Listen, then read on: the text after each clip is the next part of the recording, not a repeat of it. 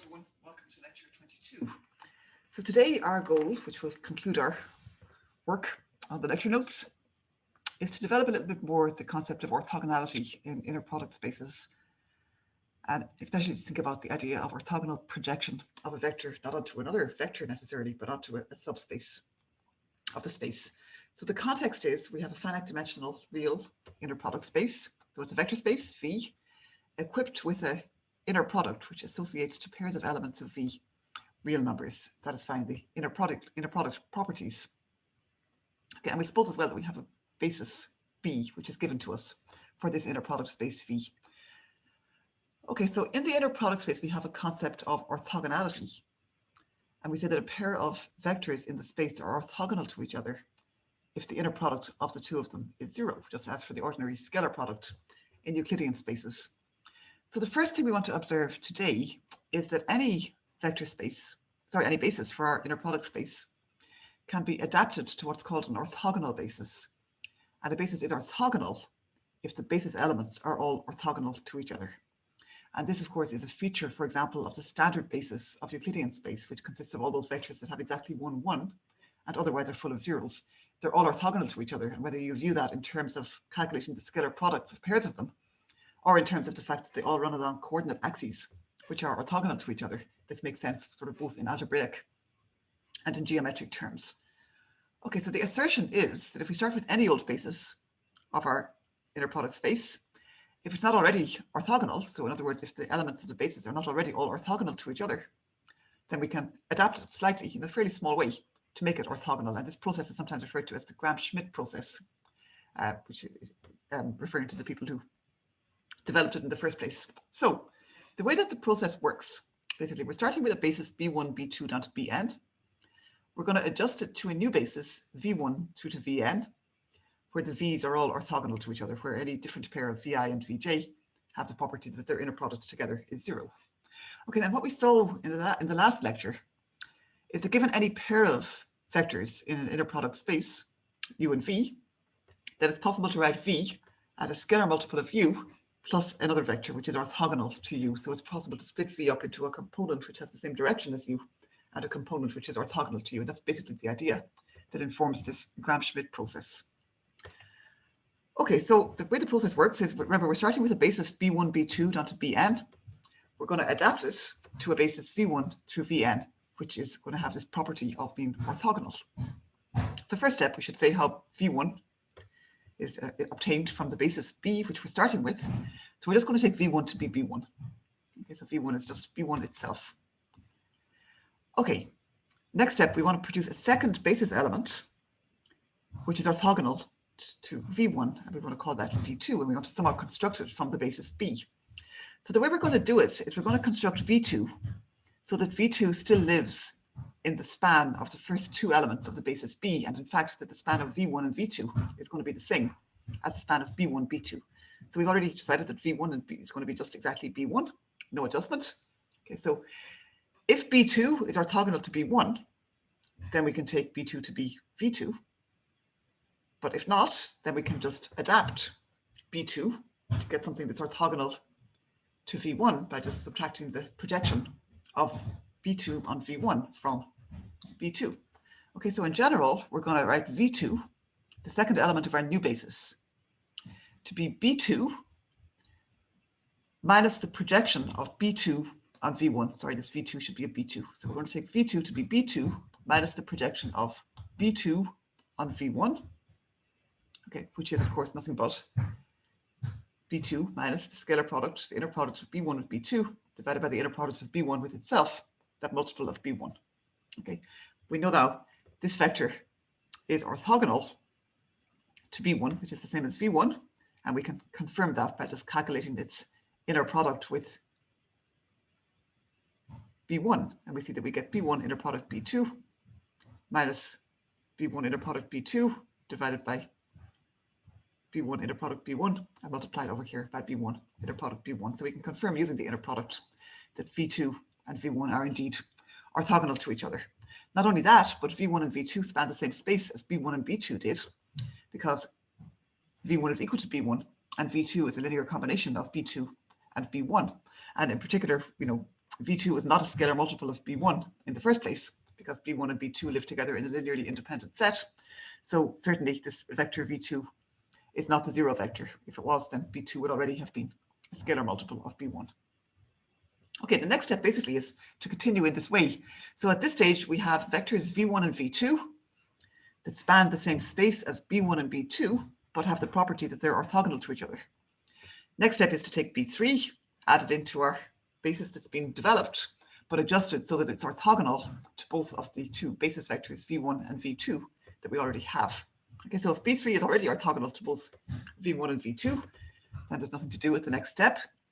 If not, then we take B3, which is the third element of the original basis, and just adapt it to get something that's orthogonal to both V1 and V2. And at this stage, we have two basis elements, V1 and V2, that are orthogonal to each other. So the strategy here basically is we define V3, and bear in mind what we want is that V3 is orthogonal to both V1 and V2. And also we'll have that V1, V2, V3 span the same subspace as B1, B2, B3.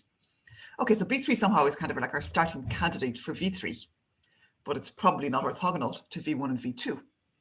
So to make it orthogonal to V1, we subtract from it the appropriate scalar multiple of V1. We subtract from B3 its projection on V1.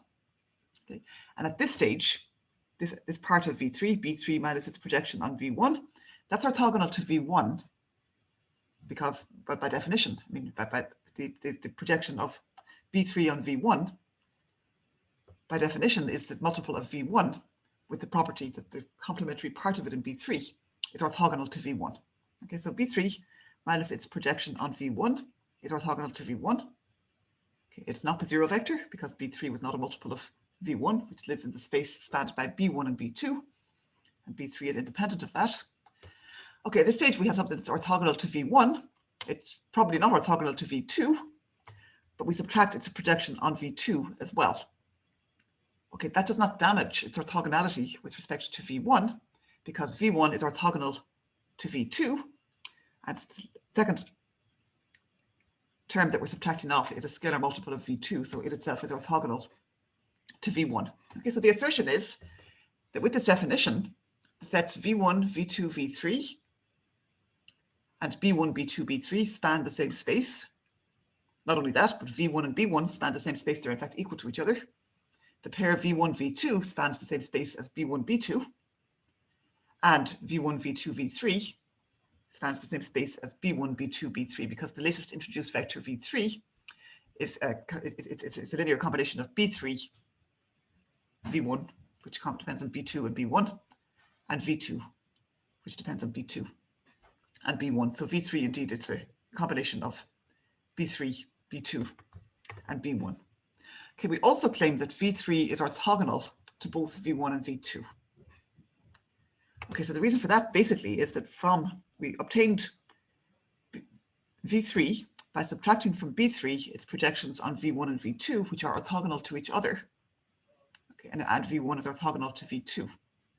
So when we calculate the scalar product of V1 with V3, given this definition of V3, we're saying that the inner product of V1 with V3, on the left-hand side of this equation, we're taking inner product with V1 with everything. This is the inner product of V1 with B3 from this term, minus the inner product of V1 with the projection of B3 on V1. Okay, the projection of B3 on V1 is V1 multiplied by the scalar inner product of V1 B3 divided by inner product of V1 with itself. Okay.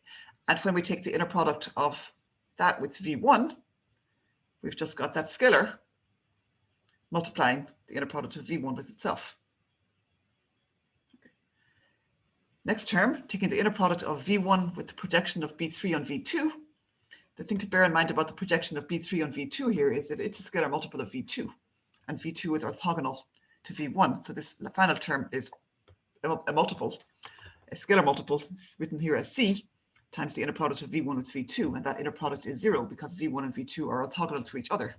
So what we're left with, looking at this definition, is V1 inner product with B3 minus this scalar in which the denominator V1, V1 cancels the V1, V1 over here, and we're left with just V1 inner product with B3 minus V1 inner product with B3. And looking at the inner product of V2 with V3 as defined here gives a very similar calculation. And our conclusion is that V3, as defined in this way, is orthogonal to both V1 and V2. So the idea basically is we're adjusting step by step the basis B to produce a basis V1, V2, V3, V4 up to Vn, whose elements are all orthogonal to each other. And at each stage, what we have, like after introducing the first four of the V's, V1, V2, V3, V4, we have a basis for the span of B1, B2, B3, B4, where all four elements are orthogonal to each other. And essentially at each step, we're basically kind of adding the next B into our space, but just adjusting it to make it orthogonal to all the elements that are already in our basis by subtracting off its projections on each of the basis elements that we already have. And because of the fact that the basis elements, the V's that we already have, are all orthogonal to each other, the result of that is orthogonal to all of the previous VI's. Okay, so this is the idea. It's referred to sometimes as the Gram-Schmidt process. We're not going to discuss it in sort of great length, and I won't ask you about it in the exam, but the point, I guess, is that given any basis for a finite dimensional inner product space, we can adjust it through this incremental process to produce an orthogonal basis, a basis in which all the elements are orthogonal to each other. So the reason that we want to know about this right now, although it is worth knowing about in general, is that we want to develop the idea of the projection of a vector onto a subspace of the space V. Okay, so orthogonal projection onto a subspace is our next point. So as a result of the process in the last slide, it starts from a basis B1 through Bn of a finite dimensional inner product space, results in a basis V1 through Vn, where at every stage, the span of the first k of the VI's is the same as the span of the corresponding first k elements of the original basis Bi. And what's satisfied here is that the inner product of each pair of these vectors with each other is 0 for all pairs of distinct elements in here. A remark, which is sometimes important and sometimes worth doing, is that once you've applied this orthogonalization process to your basis that you started with, you can adjust it relatively easily to an orthonormal basis, which means a orthogonal basis where every element is a unit vector, a vector of length 1, by just replacing each of the basis elements with its so-called normalization v hat, which means just basically multiply it by the scalar 1 over its length in the length function defined by the inner product, which is the square root of its inner product with itself. Okay, so in any case, one thing that we can say from this process is that if V is a finite dimensional inner product space, then V possesses an orthogonal basis. You could say even a stronger statement than that, that from any basis that you start with, you can adjust it to an orthogonal basis in this manner. So for example, every non-zero vector belongs to an orthogonal basis. Every orthogonal basis of a subspace of V can be extended to an orthogonal basis of all of V using the same ideas. Every subspace of V indeed has an orthogonal basis as well. Okay, so we're going to let W now be a subspace of V. So in our example in the last lecture, basically we were talking about the projection, the orthogonal projection of one vector onto another single vector or onto the one-dimensional subspace spanned by that single vector. So here, instead of projecting onto just a single vector or a single one-dimensional subspace, we're projecting onto a general subspace. So W is some subspace of V. Remember what that means. W is a subset of V, which is itself a vector space under the operations of V. So it's closed under addition and closed under multiplication by scalars. And we give ourselves any vector in V, which may or may not be in W, but generally think of it as not being in W. Okay, then we have the concept of the orthogonal projection of V on W, which is denoted by projw for projection of the vector V onto the subspace W written as a subscript. And by analogy with how we did this for the case of projecting one vector onto another vector, the projection of V onto W is defined to be the unique element U of W with the property that when we write V as U plus V dash, in other words, when V dash is the difference, V minus U, then that element V dash is orthogonal not only to U, but to every element of the subspace W. So let me just say something about how this applies, for example, in Euclidean spaces. Okay, so let's say that we're talking about R3, Euclidean three-dimensional space. So a two-dimensional subspace of R3 would be spanned by a pair of vectors, and it would consist of a plane that passes to the origin. So let's say that we have a plane that passes to the origin here. So it looks something like this. Obviously, it extends infinitely in all directions, but I'm going to draw it as though it were kind of like a rectangle. So this is our two-dimensional subspace, which would play the role of W in the definition that we just looked at. And also, we have in mind a vector that doesn't necessarily belong to W. So vectors that belong to W lie in this plane. And it's a two-dimensional space. So maybe we have some vector V that doesn't lie in W. So maybe it extends from the origin like this. This is V.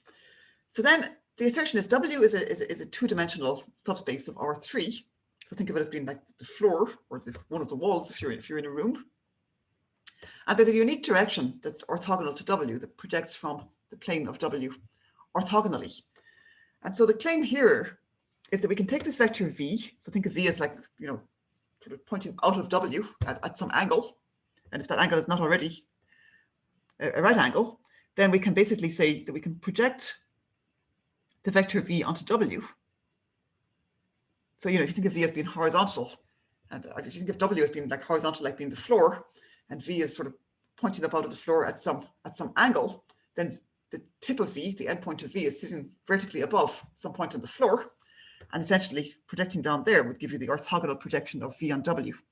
So the idea would be that V can be written as the sum of two vectors, one of which lives in W.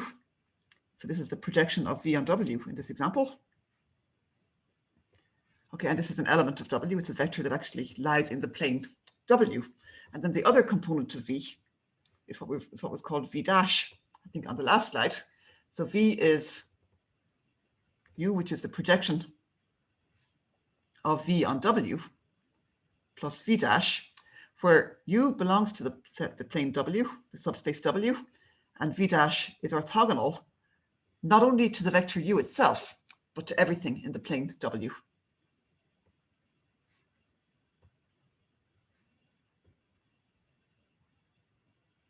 Okay, and the assertion is that in any inner product space, this type of construction exists. I mean, in the case of R3 and a two-dimensional subspace, we can give some kind of geometric rationale for it. This picture is not great, but we're supposed to envisage this vector V dash as as pointing sort of orthogonally out of the plane W. So it's orthogonal to every line segment or every vector that lies within that plane. So it's like something being vertical if W is a horizontal plane.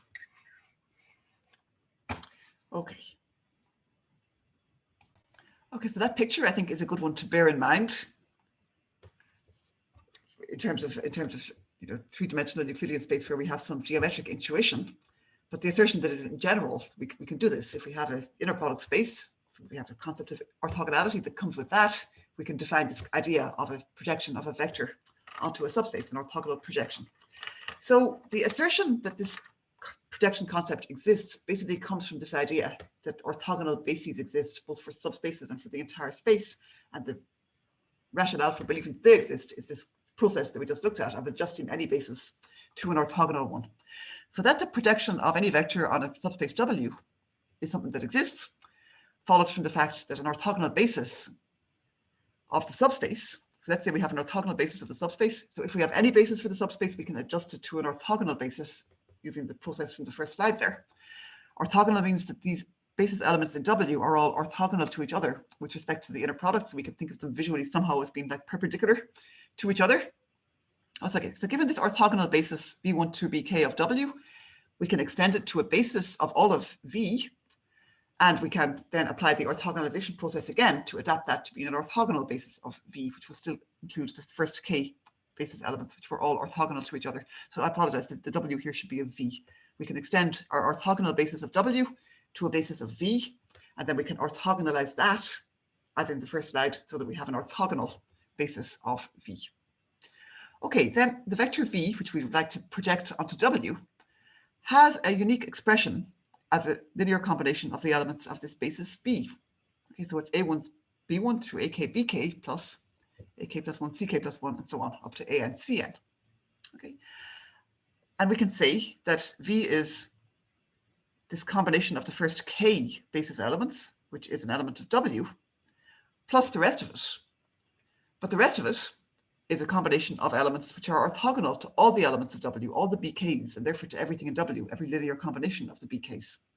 So once we have an orthogonal basis, which includes an orthogonal basis for our subspace, we can basically sort of use that to see that, yes, given any vector v, it's possible to write it as an element of the subspace, which is a combination of the first k basis elements, plus something that's orthogonal to that subspace, which is a combination of the remaining n minus k basis elements. Those are all orthogonal to the first k. So the projection of v on w indeed can be taken to be the part of this expression for v as a combination of the elements of this orthogonal basis, the part of that that lives in w. So crucial to this is the fact that the orthogonal basis b includes amongst its elements k, which form an orthogonal basis for w. It's not necessarily true that every orthogonal basis of b includes an orthogonal basis of w as a subset. So, but if we have one like that, then we can perceive the projection, the orthogonal projection on w in this manner. So that's fine. But supposing that you did have your b in your hands, and you had v also available to you, and you wanted to know like how would you actually calculate the projection of v on w? And so again, looking at this expression for v and taking inner products with each of the b's can give us a formula for what each of these coefficients ai should be in terms of values of the inner product function involving v and the b's. So essentially, if we look at this expression for v and take its inner product with b1, what we are saying is that b1 inner product with v should be equal to a1 b1 inner product with itself. So in other words, a1 should be the inner product of b1 with v divided by the inner product of b1 with itself. And the projection of v on w, if we have an orthogonal basis b1 through bk of w, is given by this formula. Basically, the coefficient of each bi is just this inner product of v with the bi divided by the inner product of bi with itself, which is exactly consistent with what we saw in the case of taking the projection of one vector onto a one-dimensional subspace. Okay. One remark about this is that if your basis happens to be orthonormal as well as being orthogonal, so if all the basis elements are unit vectors, have length 1, as well as having the property of being orthogonal to each other, then each of these denominators, bi, inner product with bi is just 1, and the formula is sort of even simpler because it just says the coefficient of bi should just be the inner product of v with bi. That's in the case where the basis is orthonormal. If it's just orthogonal, you just have to sort of scale by introducing these denominators. Okay, so one further remark about the meaning of this projection function is that if we have a subspace w of our inner product space v, we have the definition of projection of v on w in this manner. To actually calculate its values, we need to have an orthogonal basis of the subspace in mind. But another way of characterizing the element of w, which is the projection of v on w, okay, so one way to do it is to say it's the unique element of w with the property that v can be written as this element of w plus another part which is orthogonal to everything in w.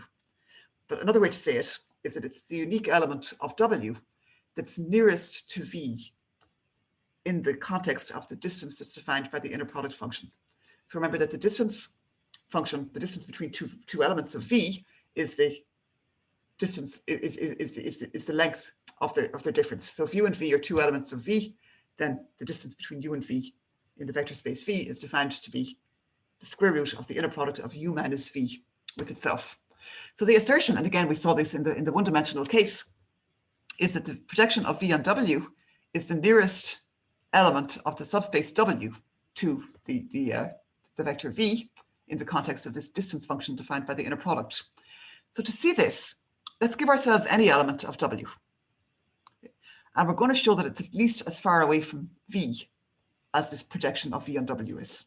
And that will tell us that the projection of v on w is the nearest element of the subspace w to the vector v. Okay, let's do that. So we're going to let u be the projection of v on w, and we're going to let w be any old element of w. We're going to look at the distance from v to w and show that it's at least equal to the distance from v to u. So that you know, as w is allowed to kind of vary through all the elements of the subspace w, a minimum is achieved when w is equal to this projection u. Okay, why would that be true? Well, we can look at the distance from v to w, and in fact it's even more convenient to look at the square of that distance, which is because that doesn't have a square root in it. It's just the inner product of v minus w with v minus w, and there's nothing lost by looking at the square. These distance values are all non-negative real numbers, so if one of them has a minimum, then it's square. If a minimum occurs for the distance function, then it occurs also for the square of the distance function. So, okay, so the square of the distance from v to w is the inner product of v minus w with v minus w. Okay, and that's fine. That's true for any w in the subspace w.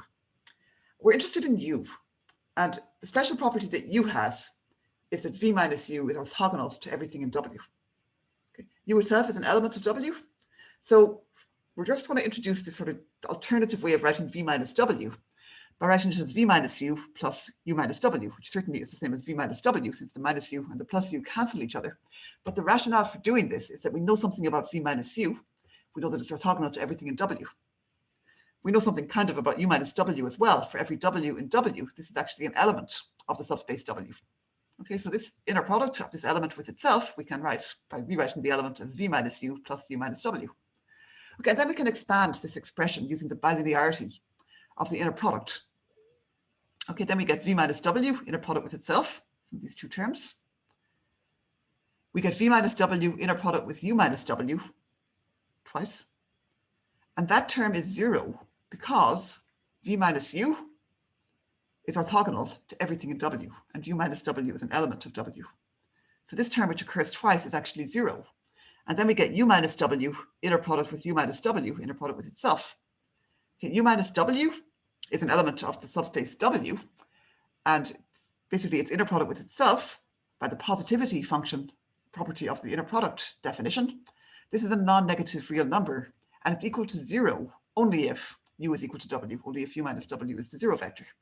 So what we're saying here is that the distance from v to w squared is nothing but the distance from u to v squared plus the distance from u to w squared. So this is basically sort of kind of like the Pythagoras theorem. You know, v minus u is orthogonal to u minus w. So we're saying that this square of this distance is the sum of the squares of two things that are orthogonal to each other. And of course, in particular, we can say, well, this distance, it's the square of the distance from v to u plus something that's positive, and 0 only if the vector u minus w itself is equal to 0. So in particular, the distance from v to w squared is at least equal to the distance from v to u squared. So there's no element of w, the subspace w, that's nearer to v than u is. But the other part that we can say is that we have equality here only if the length of u minus w is 0, which means that that vector itself is the 0 vector under the axioms of an inner product.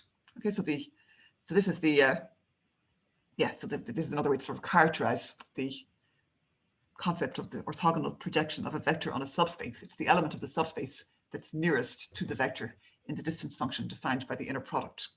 So we've had a lot of theory so far, so a somewhat practical application of this statement is, supposing we had the problem of finding the unique point of the plane x plus 2y minus z equals 0 in R3 that's nearest to the point 1, 2, 2. The point 1, 2, 2 we can quickly check does not belong to this plane, since 1 plus 4 minus 2 is not 0, but there should be, according to the picture in the last note, there should be a point in that plane that's closest to 1, 2, 2, and with this machinery of projections, we should be able to figure out what that point is. So let's have a look at that. Okay, so we need to find the projection of the vector v here onto the plane w, and for that we need an orthogonal basis of w. So a vector in R3 belongs to w if its coordinates satisfy the equation x plus 2y minus z equals 0. And we can spot an orthogonal basis of w basically by just sort of eyeballing it and choosing one. So elements x, y, z belong to w if the coordinates satisfy x plus 2y minus z equals w. So for example, we can choose the first element of our basis to be b1, maybe equal to, just let y be equal to 0, x and z both equal to 1, and we can say that b1, 1, 0, 1 is an element of w because 1 plus 2 times 0 minus 1 is equal to 0. And then for b2, we want something that's an element of w and is also orthogonal to b1.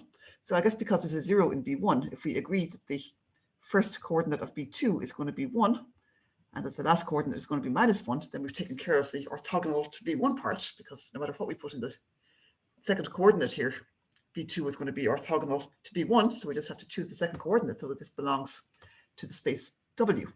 So x plus 2y minus z here would be 1 plus 2y plus 1. So we want 2y plus 2 equal to 0. So we should choose y to be minus 1. So we can confirm that the vector 1 minus 1 minus 1 does indeed belong to W, because 1 minus 2 minus 1 is equal to 0, and B1 and B2, of course, are orthogonal to each other. So then the nearest point of W to the vector V should be the projection of W, sorry, the projection on W of V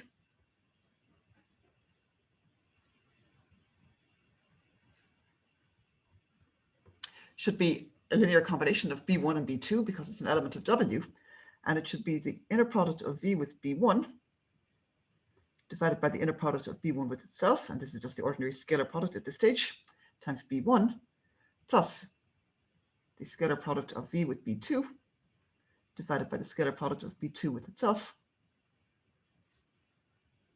times B2. And in our example, V is 1, 2, 2, so this is 1, 2, 2. The inner product is the ordinary scalar product. B1 is 1, 0, 1. So the first term there is 1, 0, 1, 1, 0, 1. The dots represent the ordinary scalar product as usual. B1 is 1, 0, 1. And then we've got V, which is 1, 2, 2.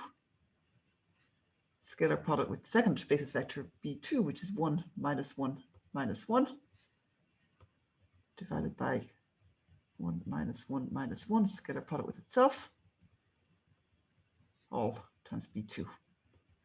So we can just compute the scalar products here and write down the answer. So the first factor, we've got 1 times 1 plus 2 times 1, that's 3. In the denominator, we've got 1 plus 1, which is 2. So we've got 3 over 2 times 1, 0, 1. Plus over here, we've got 1 times 1 plus 2 times minus 1. That's minus 1 plus 2 times minus 1, that's minus 3. And in the denominator, we've got 1 plus 1 plus 1, which is 3 times 1 minus 1 minus 1. So overall, we've got 3 over 2.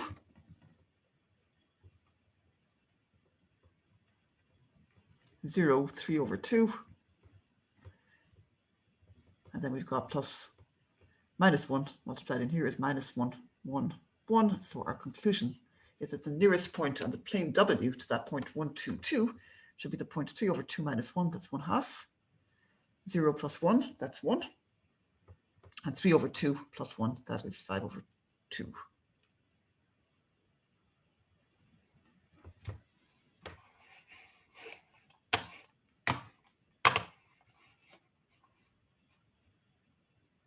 And we can confirm, indeed, as we would expect, that this point does satisfy the equation that determines membership of the plane W. Okay, and just to finish off now, we're going to look at an application of this concept of orthogonal projections, which is used very widely in many areas of data analysis and modeling, and also in statistics. And that's the so-called least squares method for determining approximate solutions to overdetermined systems of equations, which is a long-winded name for a relatively straightforward idea. So back to systems of equations, which was our first theme really in this course. And let's look at this system. It's a system of 3 equations with 2 variables, x and y. Its coefficient matrix is written over here. And of course, it's the situation where we have more equations than variables. And in general, the sort of default expectation in such an example is that you don't have a solution, because the system would be typically inconsistent unless the third equation happens to be a linear combination of the first 2. So basically, the first 2 equations here, we'd expect those 2 to have a simultaneous solution, because we're talking about an intersection of a pair of lines in R2 that are not parallel to each other. So we should expect a unique solution to the first pair of equations. But there's really no reason to expect that the unique simultaneous solution of the first pair of equations would also be a solution of the third one. So typically, if you have more equations than variables, you don't expect all of the equations to have a consistent solution, and that certainly is what happens in this case. Nevertheless, so this is called an overdetermined system, because basically there are too many equations to give us a unique solution. So I mean, a system with more equations than variables can have a solution, but it really only happens when somehow the extra equations don't have new information, but they're just combinations of the already present equations. Okay, so here's the system. Here it is written in matrix form for a reason. So it's an inconsistent system. It's overdetermined. Any pair of the 3 equations have a simultaneous solution, but the simultaneous solution of any pair of them is not in any case a solution of the third one. So all 3 don't have a simultaneous solution.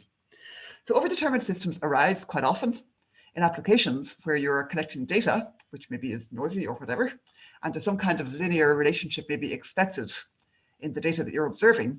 But of course, all the data points are observed points. They're not going to precisely satisfy the equation, but nevertheless, you want to figure out what the expected linear relationship might look like, or what the nearest line is maybe to containing all these points. And that's the concept of a regression line in statistics. So even if something like this doesn't have an exact solution, but it arises from some experimental observations or whatever, some accumulation of data, then you're still interested in, approximate solutions. You don't want to throw out the entire collection of data. You want to devise methods for figuring out what the linear relationship should be, or what linear relationship would be most consistent or most compatible with the information that you've got. So that's the basic idea. And to think about it in terms of geometry and linear algebra and the geometry of inner product spaces. So looking at the system of equations here in its matrix form, this is a typical example. So basically, we're asking, does there exist a pair xy of real numbers for which x multiplied by the first column here plus y multiplied by the second column here is equal to the vector 3, 0, minus 4? And the answer will be yes, exactly if the vector 3, 0, minus 4 belongs to the subspace of R3 that's spanned by the two columns of this coefficient matrix. Okay. If 3, 0, 4 is a linear combination of the column 2, 1, 1 and the column 1, minus 3, then the values of x and y in that linear combination will give us an exact solution of this system. So generally, we're speaking, R3 is a three-dimensional vector space. We don't expect a given vector like 3, 0, minus 4 to necessarily be in the two-dimensional span of any two vectors that appear as columns of a coefficient matrix. But nevertheless, if we believe all this stuff about orthogonal projections and everything, there should be an element of the column span of this matrix, an element of the span of the two columns of the matrix. That's a two-dimensional space. It's a plane within R3, and it should have an element that's nearest to 3, 0, minus 4. Okay. That element would be a linear combination of these two columns corresponding to some coefficients x and y. And that choice of x and y should be somehow the best possible solution that we could propose, the nearest possible thing to a solution of the system. That's the theory. It's referred to as the least squares method because it's nearest with respect to the Euclidean distance, which involves taking sums of squares of components of a vector. So that's the idea that if we don't have an exact solution to this system, then basically the best sort of approximate solution that you might aim for, at least with respect to this Euclidean norm, would be the linear combination of the two columns of the matrix that gives us the vector in their linear span that's nearest to 3, 0, minus 4, and the actual solution then would be the coefficients of the two columns in that linear combination. So how to actually find it? So using a bit of matrix algebra, one can actually find it without having to do so much work and without having to explicitly really deal with the language of orthogonal projections. Okay, so let's see how that works. Okay, so for a vector in R3, then this system has a solution, an exact solution, if and only if the vector B belongs to the two-dimensional linear span W of the columns of the coefficient matrix, which we can call V1 and V2. So if not, then the nearest element of that span to B, the vector B, is the projection of B onto the linear span of V1 and V2, which we're calling W. And our approximate solutions for x and y should be the entries of the vector C in the expression for that projection, B dash, as a linear combination of the columns of A. Okay, so it should be the coefficients of the column C, which will have two entries for which AC is equal to B dash. That's just saying that C1, the first entry of C, times column 1 of A, plus the second entry of C times column 2 of A, should be the projection of B onto that two-dimensional span. Okay, so final observation then.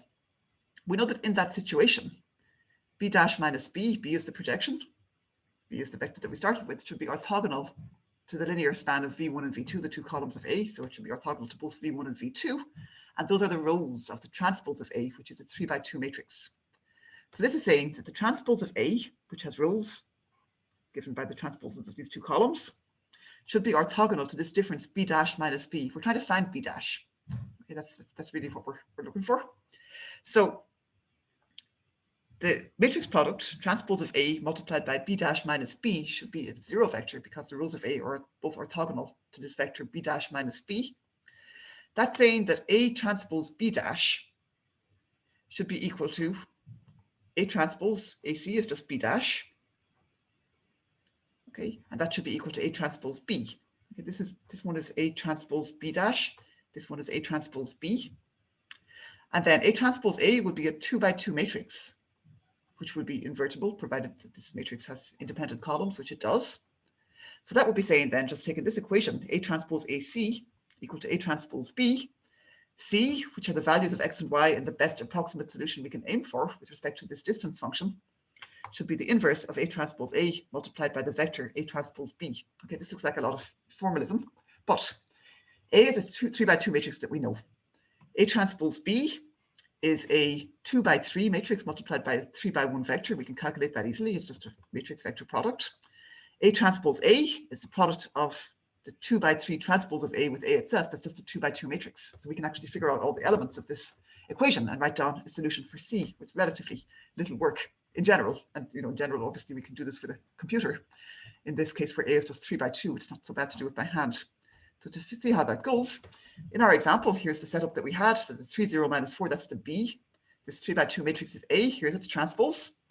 A transpose A, just calculating the product, is the 2 by 2 matrix whose entries are 2 squared plus 1 squared plus 1 squared. That's 6.